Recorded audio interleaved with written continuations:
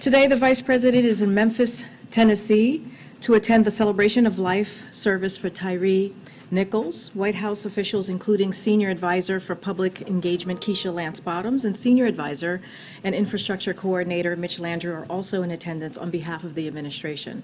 As you know, the President and the Vice President spoke to Mr. Nichols' mother and stepfather on the phone earlier to express their condolences and support. The President told Mr. Nichols' family that he would continue pushing Congress to send the George Floyd Justice and Policing Act to his desk. Last year, when Senate Republicans blocked that legislation from coming to his desk, President Biden took executive action, but as the President has said, there is no substitute to federal legislation. That's why tomorrow the President is hosting Representative Horsford and a small group of CBC members here at the White House for a conversation about the George Floyd Justice and Policing Act and other shared policies. And it's why he's continuing to call on Republicans in Congress to join with Democrats and ensure our justice system lives up to its name. I know you all just came back from the President's Competition Council meeting, so I wanted to highlight a few items that has showed some progress we've made on the President's competition agenda.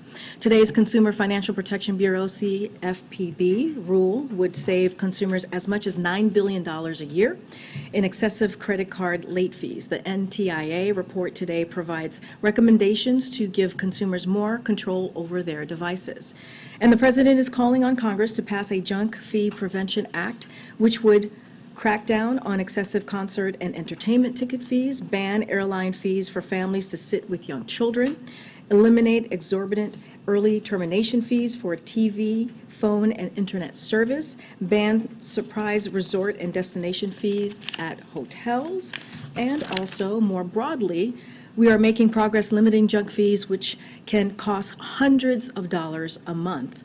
CFPB is targeting overdraft and bounce back fees, reducing those fees by more than $1 billion a year, and the Transportation Department led more airlines to guarantee coverage of hotels and meals when flights are delayed or canceled for issues under their control. Competition is a core tenet of the President's economic agenda to lower prices and promote capitalism. Now turning to another piece of news, during the North American Leaders Summit earlier this month, President Biden emphasized his commitment to working with Mexico to prosecute dangerous drug traffickers and increase information sharing on chemicals used in the illicit manufacturing of fentanyl and other synthetic drugs. Yesterday, the Treasury Department sanctioned leader of a Mexico-based network and 2 associates for procuring precursor chemicals from China to manufacture and traffic illicit fentanyl and other synthetic drugs to the United States. This action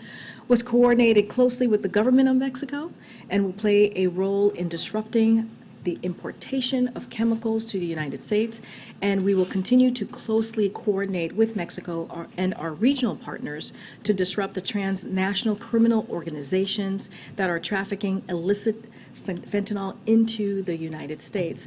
And I wanted to end our topper here by marking the start of Black History Month, which we are celebrating today. Each February, National Black History Month serves as both a celebration and a powerful reminder that Black history is an American history, Black history is American culture, Black stories are essential to the ongoing story of America.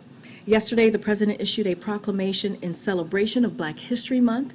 This month, the Biden-Harris administration is shining a light on Black history by taking time to celebrate the immeasurable contributions of Black Americans, honoring the legacies and achievements of generations past, reckoning with centuries of injustices, and confronting those injustices that are still so vividly in front of us today.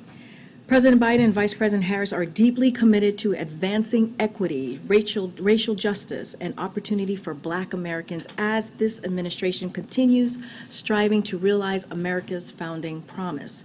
This administration's commitment began with building a federal government that looks like America. It continued with building a federal bench that reflects our nation. Nearly 1/3 of his judicial appointments are Black Americans, and President Biden has nominated more Black women to federal courts than every other president in history combined. And of course, President Biden appointed Justice Ketanji Brown Jackson, the first Black woman to serve on our nation's highest court in the land.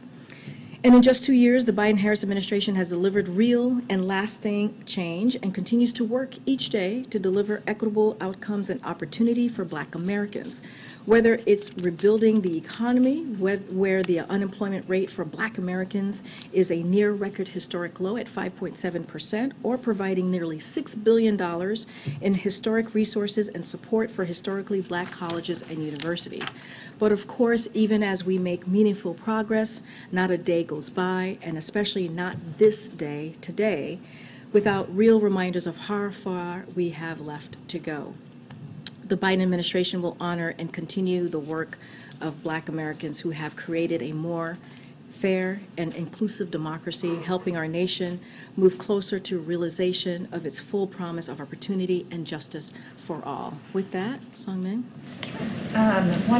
One question on police reform. Can you talk about the president's message to the CDC members when he meets with them tomorrow, and what new sort of strategy the White House has for getting police reform through Congress? And I ask that because one of the CDC members told one of my colleagues today that the president is, quote, missing the opportunity to be a historic president when it comes to these issues, and that he's been a champion of the status quo in many ways. We need him to be a champion of a new vision for America.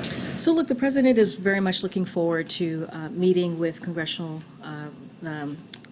the members of the Congressional Black Caucus, and to have a real conversation about how to move forward on police reform and other shared policies, as I mentioned moments ago.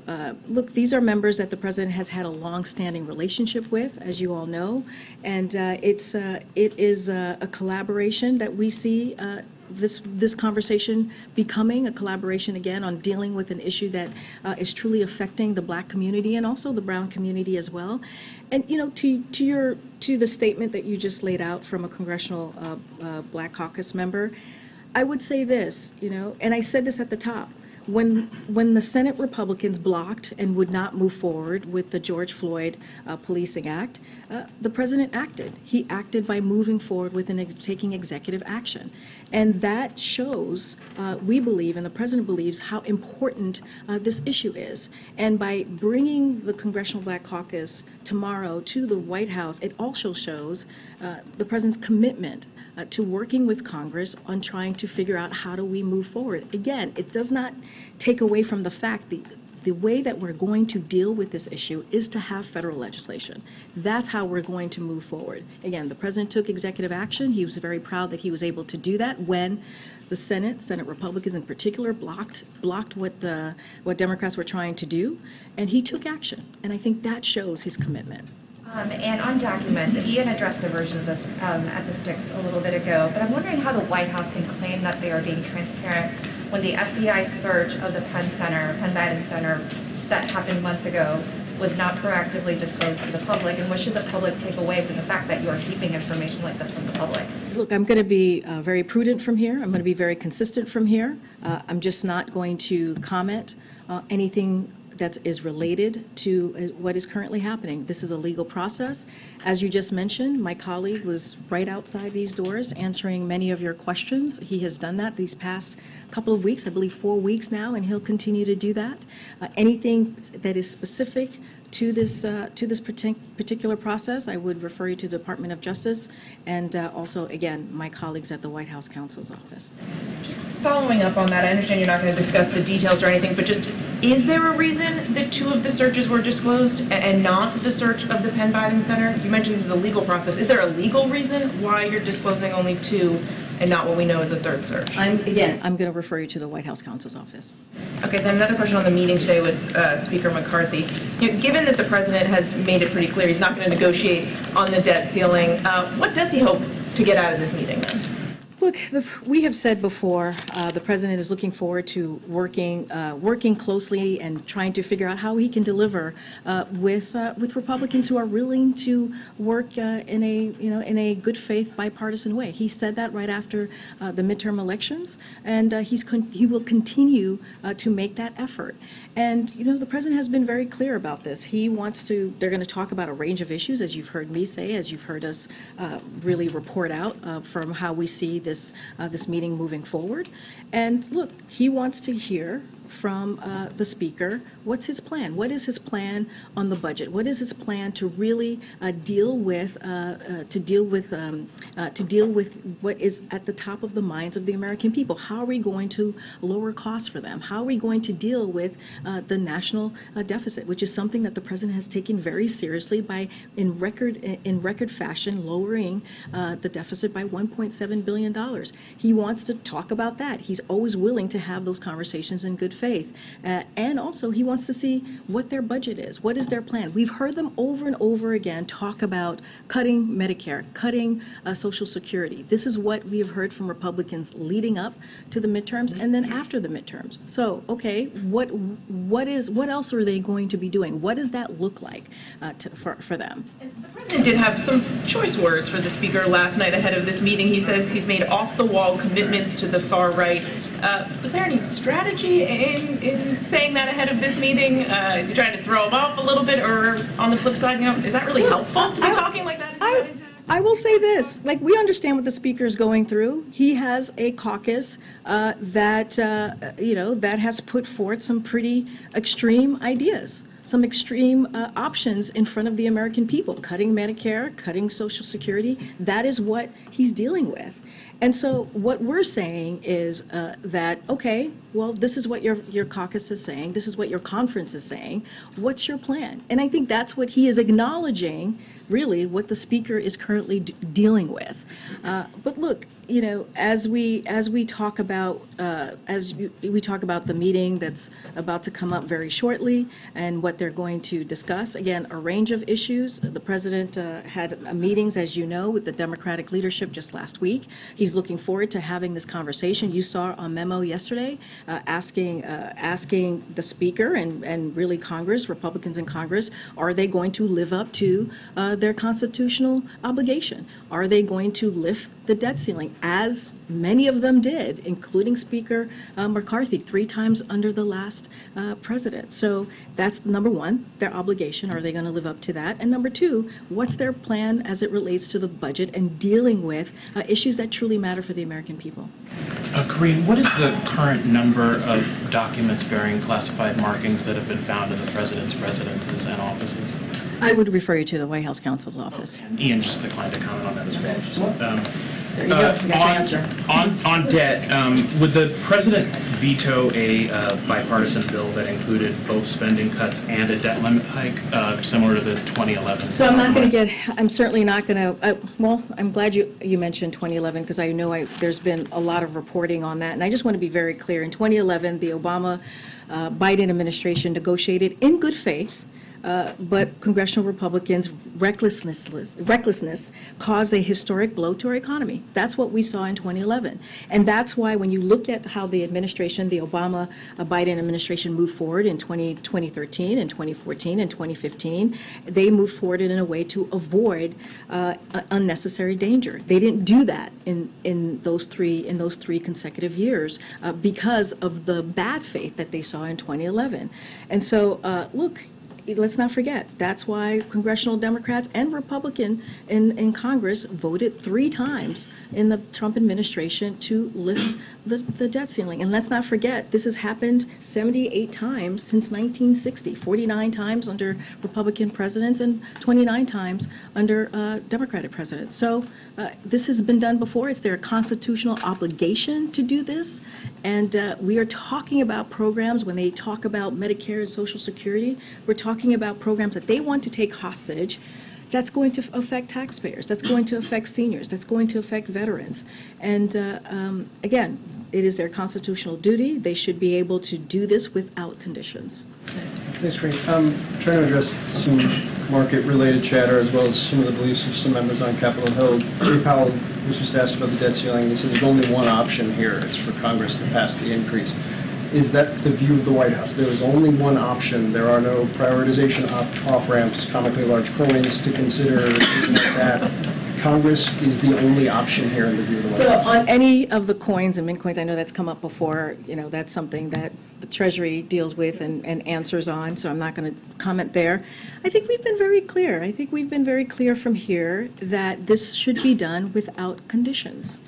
And it is their basic job, Congress, right? It is their basic duty to lift the debt ceiling. It is something that has been consistently done over the years.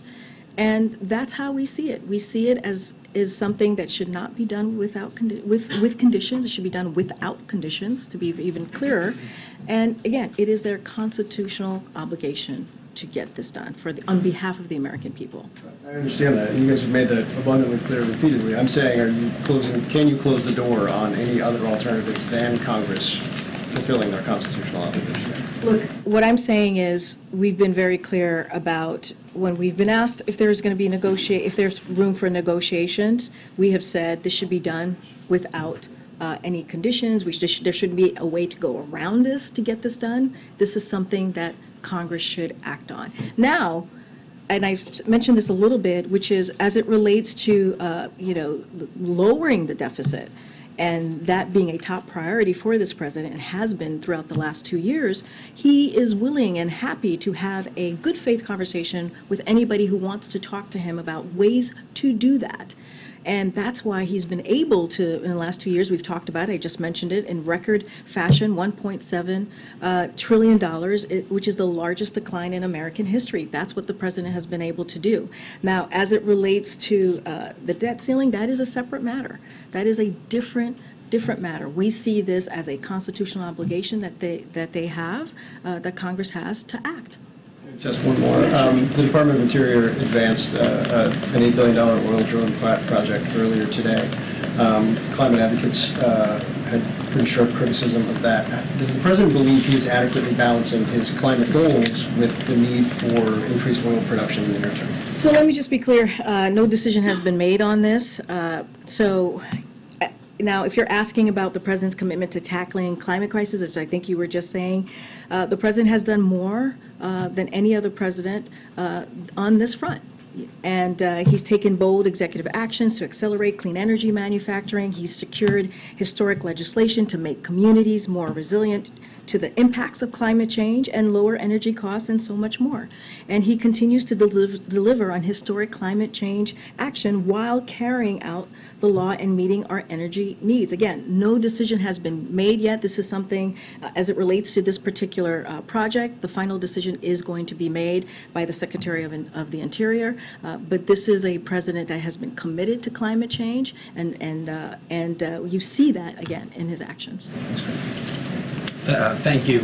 You were mentioning police reform, how the president has said that he wants legislative action. It doesn't seem like there's more momentum at this point for the George Floyd bill. Is there anything being considered as far as executive action? I realize he signed the order last summer, but anything additional as far as executive action? Let me just say a couple of things here, because I think people forget what the executive action did and that the president took. Again, he took this step when Senate Republicans blocked the George Floyd Policing Act and would not move forward with something that's incredibly important. So if you look at the executive action, it resulted in immediate changes like mandating stricter use of force standards and body-worn cameras. It banned chokeholds and restricting no-knock warrants at the federal level. It set the new standard for effective, accountable policing at the federal level as well. It also incentivizes reform at the state and local level through grant making and accreditation standards. But again, we understand there's a lot more work to do, and the way that we're seeing this, the way that the president sees this, in order to have long-lasting change, we have to have federal legislation. That is the way that we're going to be able to see a real difference in communities as it relates to police reform. And that's why he's having the caucus here. He's going to have those conversations and see how we can move forward. There were some things that were revised in that order compared to earlier draft orders. There were on use of force. It originally said that officers would only be able to use deadly force as a last resort. That was changed to when necessary as well. So it did revise, but there were additional things that some criminal justice advocates were calling for as well. So is there anything additionally, noting what's in there, that's being considered in case we don't see Congress move? So again, the president has taken this very seriously by putting forward an executive action. As you just laid out, we went back and forth and talked about what was in the executive action, but he truly believes in order to make real reform here, we have to get Congress to act. And this is a president that has been told many times, you cannot get this done, you cannot get that done, and we have, And if you look at the last 2 years, I think more than 250 pieces of legislation that became into law were bipartisan. Some of the most important historical pieces of legislation that it's going to really help Americans as we talk about the economy, as we talk about not leaving anybody behind, was done in a bipartisan way. Think about the bipartisan infrastructure legislation, right? For example, you think about the CHIPS and Science Act that's bringing back manufacturing back into the U.S. Those are important steps that was led by this president. So again, it's not going to stop him just because we may be hearing naysayers or people are saying that we are not going to get this done. Doesn't mean that the president is not going to continue to work really, really hard to make this happen. Just one more. Does he support a pattern and practice investigation into the Memphis Police Department?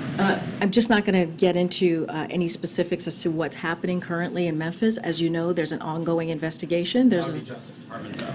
That would be, look, the Department of Justice is dealing with they're doing their own investigation. As we know, authorities are doing their own investigation. We're just not going to comment on anything specifics as that is going on. And then I'll come back. Would the White House be open to an appropriations deal that also takes care of the debt limit, or would that, in your view, be negotiating on it in some way? Well, we said, again, without conditions. This should be done and lifted without conditions. And that would be a way to get around of doing their constitutional duty. So I'll just leave it there. Thank you, Karine. Just two quick, how we all do our jobs around here questions, and then one or two on the president. Why not have Ian Briefin here? Well, Ian was outside and took your questions. But why not in here like other government officials? Again, Ian was outside and took your question, and he's been doing that for the last 4 weeks. Would the White House have revealed today's search if pool cameras hadn't caught the investigators arriving on scene? Again, this is a question for the White House counsel's office. I would refer you to them. Today's perhaps the best example yet of the new era of divided government, when there were Republican oversight hearings being held today into the administration's border security and pandemic policy, the president's meeting with the speaker. Can you remind us, what is the level of cooperation or legitimate back and forth you're willing to have with a Republican-led House when they're holding these investigations? Say that. Say a little bit more, so I understand. Well, okay. Border security Yeah. policy is one thing. Pandemic policy, how money was spent, is another. What does the White House consider to be the kind of oversight and inquiries from congressional committees that you're willing to engage in, and what is not? So look, as it relates to the Oversight Committee, and I've said this many times before, look, we're willing to work with Republicans, House Republicans, on important priorities that matter to the American people, like lowering costs for Americans, as they said was really important going into the midterm elections. That's what we want to focus on. We want to focus on the priorities that matter to the American people. We're not interested in engaging in political stunts, and we want to move past the constant political warfare, as we continue to see from Republicans, sadly. And again, let's not forget, when Americans went out to vote in the midterms, they said they wanted to see less of that. They actually wanted to see bipartisanship.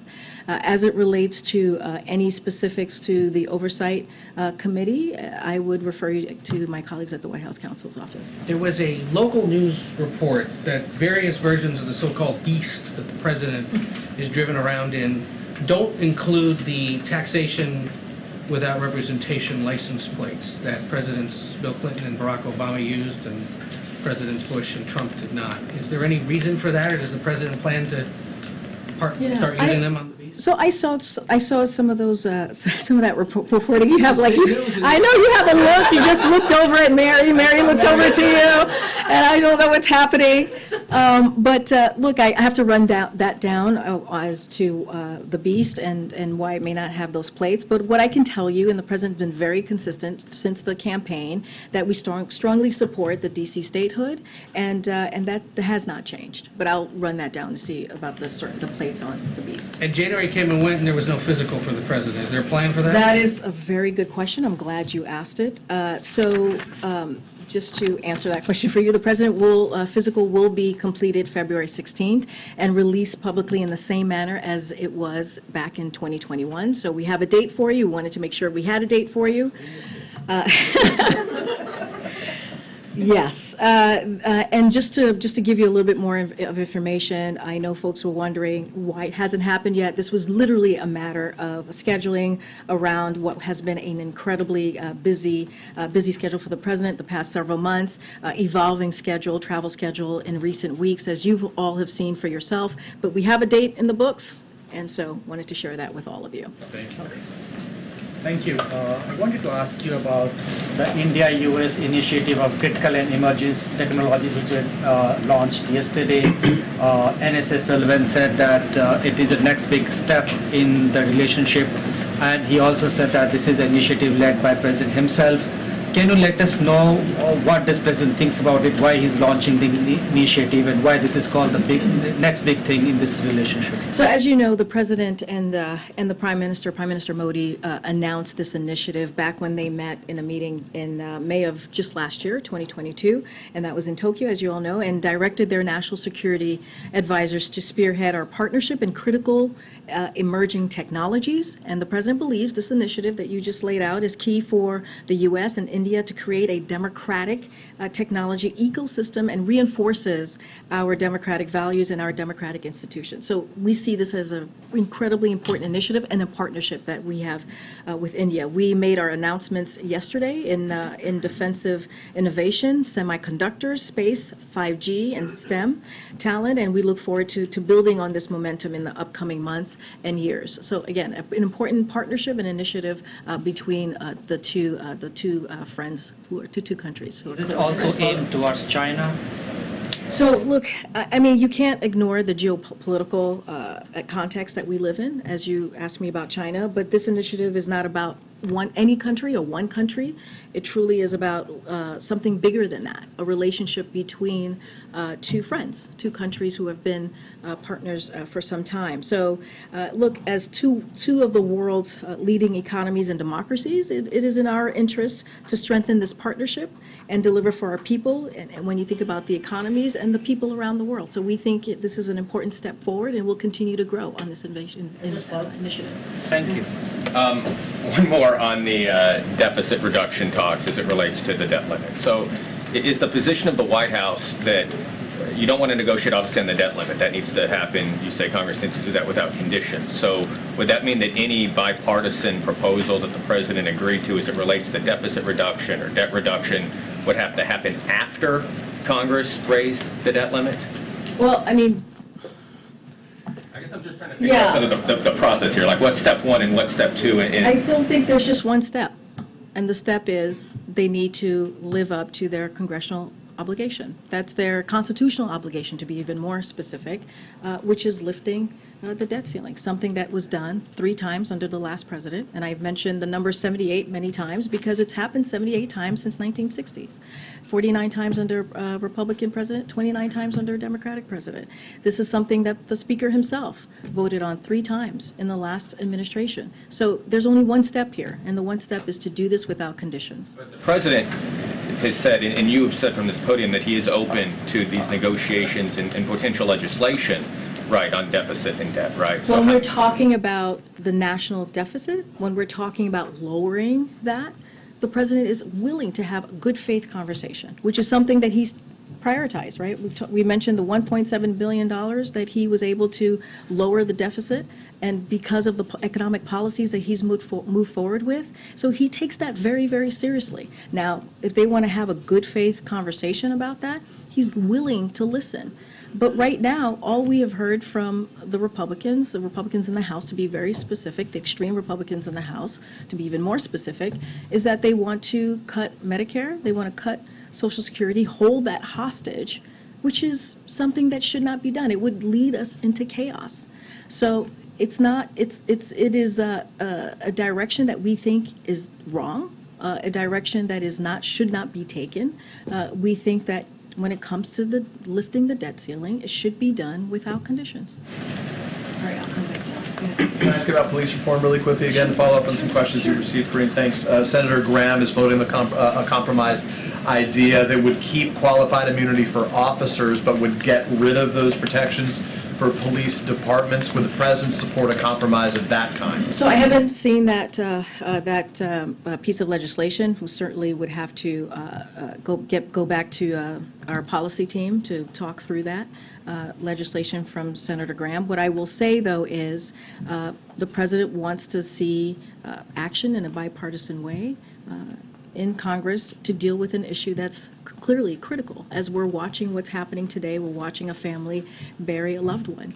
And he believes the way that we're going to make transformational change on this issue is to have legislation. I don't want to speak to something that I have not spoken to the team yet. It's possible, the George Floyd Justice and Policing Act, it doesn't have to come in the version that it pre-existed in, right? You guys are open to some changes. Is that a yes? I mean, look, if it's in a bipartisan way, if it's Republicans joining Democrats in a real way to bring forth transformational change, we are willing to have that conversation. Look, tomorrow's caucus is going to be very important as well, and we're going to talk to the CBC members and talk through what their ideas are and what they're thinking. But again, we think that federal legislation, is the way to move forward here. Separate question. I asked this of Ian Sams outside when he took our questions earlier. I want to ask of you, though, because I think it is for the wider White House, not just the special counsel's office, which is, did anyone at the White House tell the National Archives at any point not to issue a press release about the discovery of classified documents? I would really refer you to the White House counsel's office, who has been running this process, and refer you to them. Even if it's something that's not just in their purview, it would be wider within the entire White House? Because this is, when it relates to the DOJ, when it relates to special counsel, this is something that's been under their purview, so I would refer you to them. Thanks, Karine. On the show up to work telework bill, I wanted to see if you could tell us what the White House's position is on that piece of legislation. It seeks to end telework for federal workers, so they'll go back to work in downtowns, and whether or not President Biden would veto it should it pass. So a couple of things. I just want to take a little bit of a step back and kind of take us back to when the president first walked into this administration, and what he had to do and was able to do was really do a whole of government process in dealing with COVID and what we saw at the time. And he put forth a comprehensive way to deal with making sure that people got their shots in arms, right? Making sure that what we saw with schools being closed, small businesses being closed, he was able to move forward with the American Rescue Plan, which was only voted out of Congress by Democrats. And what we were able to do is reopen the country. Small businesses are booming, as we saw a record number of small business applications which we announced about 2 weeks ago. And now COVID-19 does not determine how federal agencies work and serve the public because of the work that this president did on day one. And so our view is that the agency decisions should be guided by a focus on delivering results for the American people. That's how they should move forward. Like other major employers and federal agencies are making those decisions based on their performance goals, not only to increase efficiency and effectiveness, but also to remain competitive in the labor market. So we're committed to working with anyone in Congress to continue strengthening federal agencies. We think that's incredibly important, and the federal workforce in order to deliver on their missions and serve the American public. That's what we think the criteria should be. Look, we've explained our thinking, how the president sees this, and don't have anything to share specifically on the Show Up Act, but we believe that there are ways that federal agencies should be able to track their performance and continue to deliver for the American people, and that's how we think this is the most important way to move forward here. Just particularly given that the administration announced it's going to be ending the state of emergency on COVID, that there would be a desire to get federal workers back in the office. I just don't have anything specific. It's on that particular questions. We again think that decision should be guided by agency. That's their decision to make. On one other topic, on Russia, does the Biden administration believe that Russian and Belarusian athletes should be able to compete in the Olympic Games in Paris in 2024? So I haven't talked to my colleagues at NSC. Would like to get a sense of where they are. Have not heard any real reporting or had any incoming. So let me just talk to them and see where we are with that. We can circle back. Okay, great. Thanks, Karine. A couple weeks ago when the mayors were in town, the president said he looked forward to an honest debate with Republicans on entitlements. The House Speaker on Sunday on Face the Nation was asked if he was going to propose cuts to Medicare and Social Security, and he said no. He said he would take that off the table. He was asked completely, and he said yeah. So is it your sense, is it the sense here that the House Speaker's not being honest when he says that? I think it's more of like there are some facts out there, right, that we can easily point to, like this administration can point to. And I think I did a little bit of that last time. And so if you look at McCarthy's Republican conference, especially the extreme part of that conference, and McCarthy himself voted to raise the retirement age and Medicare as we know it. That has been historic. Like that, those are the facts. And just last year, the Republican Study Committee, which includes most House Republicans, reiterated those calls to cut Social Security and Medicare. When Republicans call for these cuts, they do so under the guise of strengthening the programs. So, you know, when the Speaker McCarthy says he wants to strengthen Social Security or Medicare, but rules out making the wealthy and the big corporations pay their fair share, so that leaves just to one option, which is cuts. And again, many outlets in here reported what House Republicans were thinking about when it came to this new Congress, the new 118th Congress. Fox News says Republicans eye using debt limit hike to overhaul entitlement programs if entrusted with majority. That's something that was reported on. CBS, Republicans want to push Social Security, Medicare eligibility age to 70, as I just mentioned, voting to increase the age limit. Reuters, GOP House members are threatening to force cuts to Medicare and Social Security spending. I mean, these are the facts. This is from the reporting that we all saw from you, but not you guys got that reporting because of what you saw. The actions were being taken by House Republicans. Washington Post, House GOP eyes Social Security, Medicare amid spending battle. So this is something that they have said over and over again for the past several months. And there is also voting that could be looked at on how they have treated this issue of Medicare and Social Security. So they've been very vocal. And they've been very clear. And so what we're going to do is we're going to stand up for the American people, fight for the American people, and protect Medicare and Social Security, which the president has said himself and been very clear about. Setting entitlements aside for a moment, one of the other things that Republicans are saying is that there ought to be a reduction in discretionary spending. Is that something the president is in any way open to, or will he put forward a budget on March 9th that increases discretionary So spending? I'm not going to get ahead of the president, right? As you saw from our memo yesterday, the president's going to have his budget on March 9th.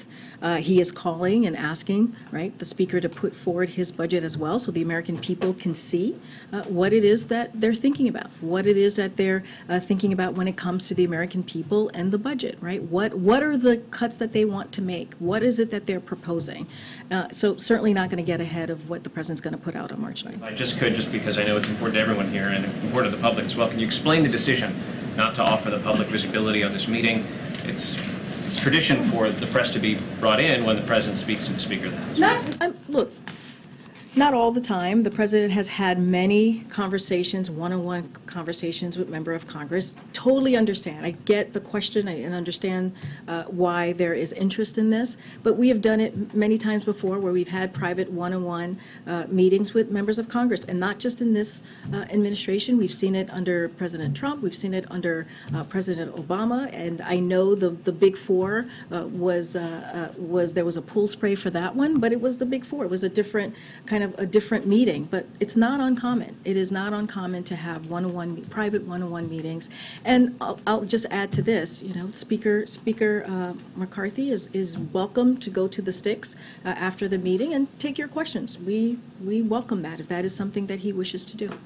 Can you help us just clarify what his position then a little more is on deficit reduction? Like you're saying, McCarthy, hey, give us your plan. Your plan, the president has sort of let out dribs and drabs of his views here and there. So just so I understand correctly, he is opposed to any cuts to Medicare and Social Security, including changes to eligibility. He's open to other spending reductions over the medium term, including potentially defense. I want to be very careful here because what the president has been very clear about is what is their plan. He wants to see their plan as it relates to the budget, right? So the president's going to put out his budget on March 9th. You guys will all get to see that. And so we want to see what their plan is. I'm not going to get ahead of that particular piece when it comes to the budget. But of course the president's going to protect the Medicare, right, for Americans. Of course the president's going to do everything that he can to protect Social Security. And when it comes to holding those two programs hostage, the president's going to call that out and say that we should not be holding those two programs hostage on something that is the basic duty of Congress, which is to lift the debt ceiling, something that they should be able to do because it is their constitutional duty. Right, but you're trying to put the debt ceiling aside, and I hear you. Does he want a fiscal reform deal aside from them? Like, does the president want a deal? What with he Republicans wants to on it? see what are they putting forth? What is their idea of dealing with fiscal priorities? What does that look like for them? So that's what he's going to ask them for, which is what we did in our memo yesterday. He wants to see what is it that they're putting forward. Trying to ask what it is you're putting forward. Is this like revenue is part of that mix as well? Will we talk to Kevin McCarthy about, hey, these are the taxes we want, we can shrink the deficit that way too? We want to see, we have been very clear when it comes to Medicare, when it comes to Social Security, right? That should be protected. We're going to continue to fight for that. And we've been very clear when it comes to the debt limit, it should be done without conditions. We've been very clear, and we should not hold those two programs and others, not just that, hostage, right? Been very, very clear about that. On March 9th, the president's going to put forth his budget. You're going to see how he sees the budget moving forward in this fiscal year, and so I'll leave it there. And then again, as I said in the memo, you guys read it from Brian Deese and others, that we want to see what their plan is. With the public health emergency, just to be clear, is it the administration's plan to lift Title 42 on May 11th when the public health emergency underpinning it is lifted? So, look, I just want to be very clear on this part too, because I know this question has come up, and I do want to do a little bit of a step back here. The CDC said in April that the Title 42 should lift, but the courts have, as you all know, required us to keep it in place. And so that's kind of where we are. So we do not know when or what the courts will rule, but we must comply with that order. And so we're going to comply with that. As it relates to what exactly is going to happen, because it is a court matter, a court order, that is something that DOJ is dealing with at this time. Even if you lift the emergency, if the court order hasn't been lifted, you're going to keep 42 in place? So here's what we were trying to do, and I'll explain like our thinking here. So what House Republicans were trying to do is they were trying to really barrel toward abruptly and immediately ending Title 42. And what we are trying to do was to make sure that there was an orderly process to manage this in a really manage the situation at the border in a way that was, again, orderly and effective. And what they wanted to do is to end something overnight, which would have created chaos. And so that's why we have been very clear about doing this when it comes to Title 42, doing this in a safe and orderly way, and coming up, we are putting forward alternative priorities, alternative ways to dealing with the border, and so that's why we moved in that way. That's why we were very clear about what we're trying to do these next couple of months. Now, as you're asking me about the date, if it's going to happen or not on that particular date, again, there's a court order in place that, as you know, that was very clear that DOJ is taking on, and so I would refer you to DOJ about what will happen because of that court order. Thank you so much. Two domestic questions today. First of all, when the President meets with Speaker McCarthy, what are the specific areas of bipartisan cooperation that he's going to focus on, aside from, the debt ceiling? So there's going to be a range of issues that they're going to discuss. You'll hear from the President afterwards. We'll have a readout of the meeting. You'll probably hear from the Speaker if he is going to go to the sticks. You guys can all ask him questions. Don't want to get ahead of a meeting that is probably underway, I believe, and just don't want to get ahead of it. But again, there'll be a range of issues that the President thinks is important to work with Congress on, with the Speaker on, but just don't want to get ahead of what is going to be discussed specifically. Zooming out on the Tyre Nichols funeral today, people both inside the United States and outside are looking at this killing and asking, is the United States a racist society? I'd like to hear your thought on that. and also what the administration is doing beyond just police reform, qualified immunity, those discussions, what the U.S. is doing holistically, what the administration is doing holistically to address that perception. So at the top of the briefing, you heard me lay out how important this month is because it's Black History Month, and how important it is to see Black Americans and lifting up the contribution of Black Americans, and also understanding that their culture, when you think about Black culture is American, is also American culture. When you think about what they've been able to, what the Black community has been able to contribute to the history of this country, they've been able to contribute in many different sectors of America. And so that's something that's really important that we will continue to lift up.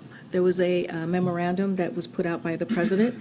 And look, you know, when the president walked into this administration, he said there were 4 crises that we were needed to deal with. One of them was COVID, one of them was the economy, climate change, and he talked about racial injustice. And he has given many speeches on the work that we still need to do to deal with an issue that is affecting a communities across the country, this particular community, the Black community. So he understands there's a lot more work to be done, and we need to call out injustices and continue to do that.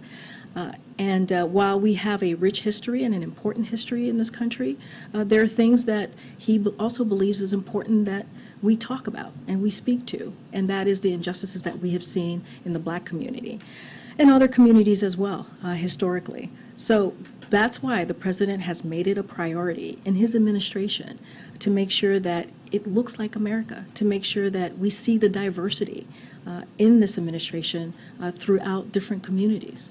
And you see that over and over again when you look at the different agencies, when you look into the White House.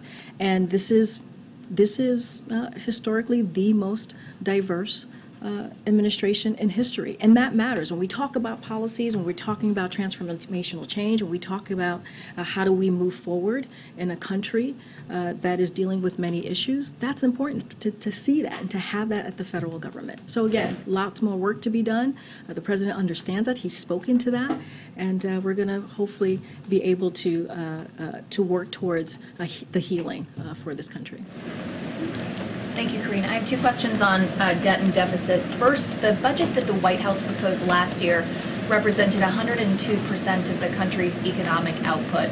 Is the administration aiming for something below that this year?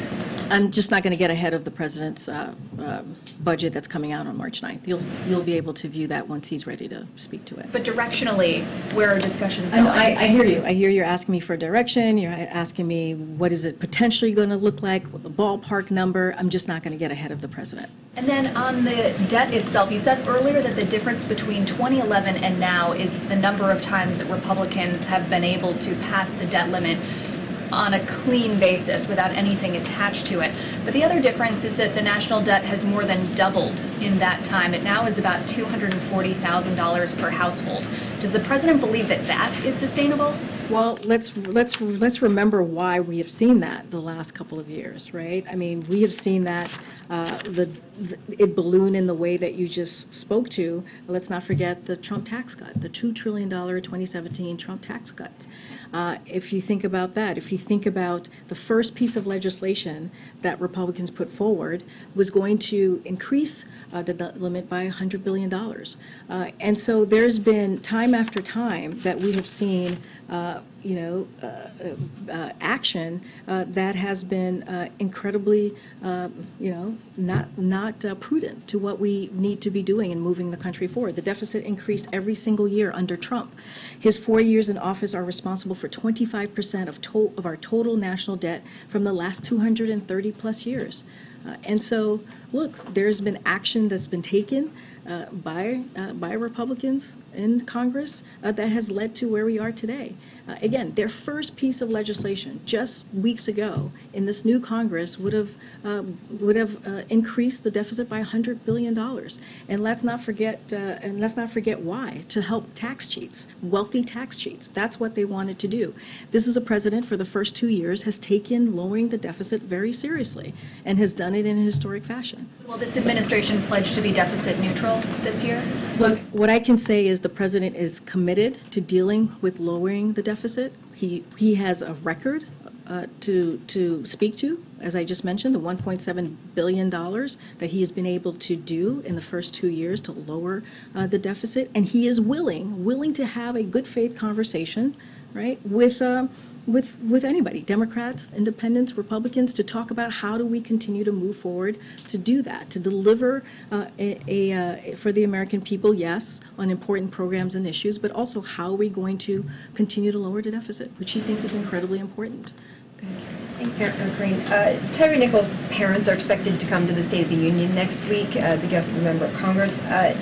Would the president meet with them when they're here in town next week, Monday or Tuesday? Don't have a meeting to preview at this time. As you know, just last Friday, the president spoke with his mother and his stepfather, offering his condolences and saying that, telling them that he is going to continue to fight for police reform, continue to fight for the George Floyd Policing Act, and so that is a commitment that he's made to the family. Don't have a meeting to read out or to announce at this time. And on the COVID pandemic emergency, the administration has been using that as the justification for the plan to cancel student loan debt. Does ending the COVID emergency undermine the student loan plan? So we see that very, very differently. As we've talked about before, I think I've been asked this question before. So we're not using any emergency power. We're using the HEROES Act, as I've mentioned before, which gives the Secretary of Education the explicit authority to provide debt relief in this exact situation. So as you know, millions of Americans are at risk to default on their student loans due to the economic effects of the national emergency. And so this is why we took this action, to make sure that tens of millions of Americans are able to deal with the time that was very difficult, especially in the last couple of years. So the Secretary of Education is using the authority Congress gave them to prevent the harm. And so that's been the important priority of the president, to make sure that the folks who felt the pinch, if you will, who felt the hurt the most these past couple of years due to what COVID did to the economy, got a little extra help. Thanks, Karine. With regards to the State of the Union, will that be paired with additional travel? And more broadly, can you tell us anything more about what the president wants to accomplish legislatively over the next year, given the intense congressional gridlock? So, look, on the first question, we'll have more to share on what that week will look like for the president. Again, don't want to get ahead of any announcement from here.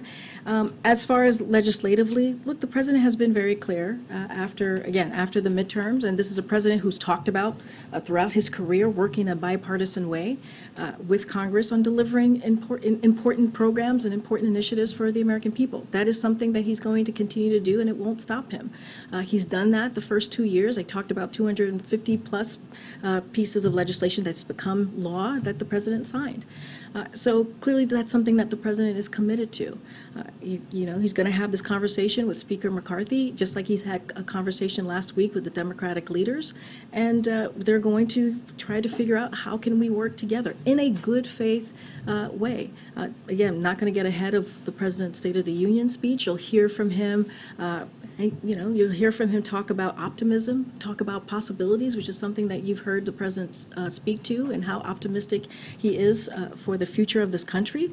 He'll talk about, his economic policy and how it's delivered these last 2 years, and he'll lay out what he believes his legislation plan is going to be for the American people. Certainly not going to get ahead of that at this time. Last year, on January 19th, the president had a solo press conference. Does the White House anticipate that there will be a press conference where reporters might be able to ask him about those plans that you just mentioned anytime in the near future?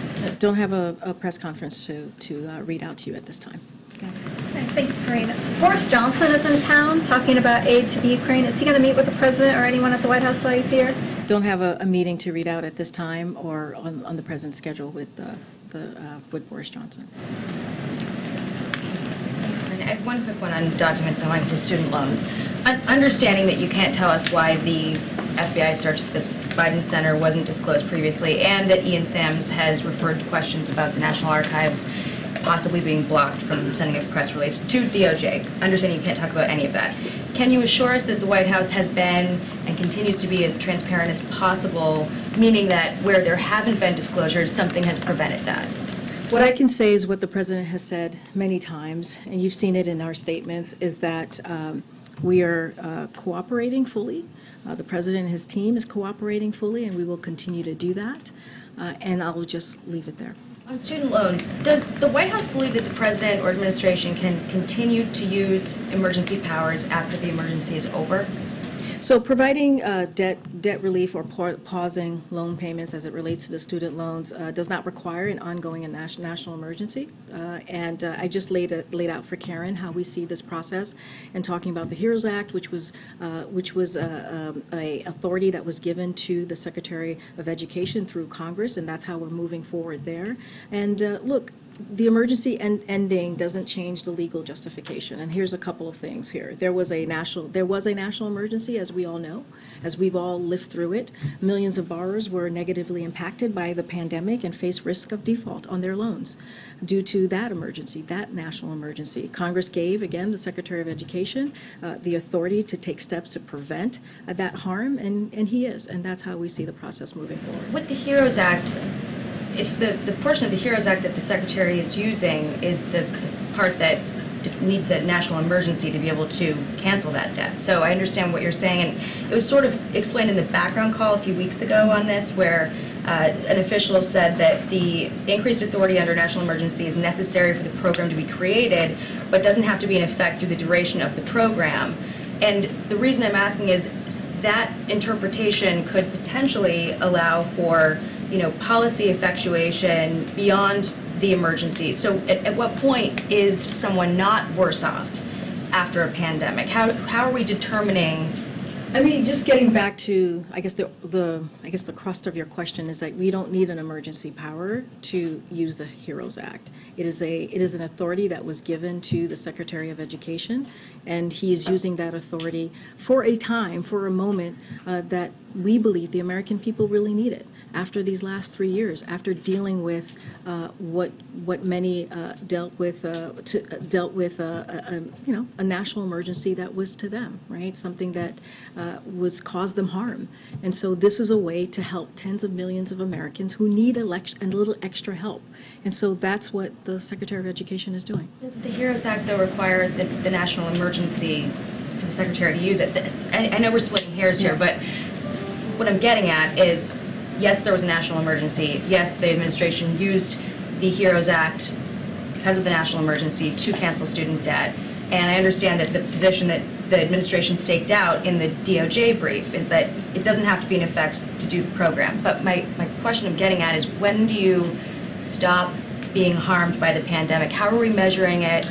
That's a good question. Look, it's not any emergency power. It is, again, something that the Secretary of Education gets to. The HEROES Act is something that is in his purview, that he's able to use, an authority that he's able to use, and that's a decision that the Secretary of Education is going to make.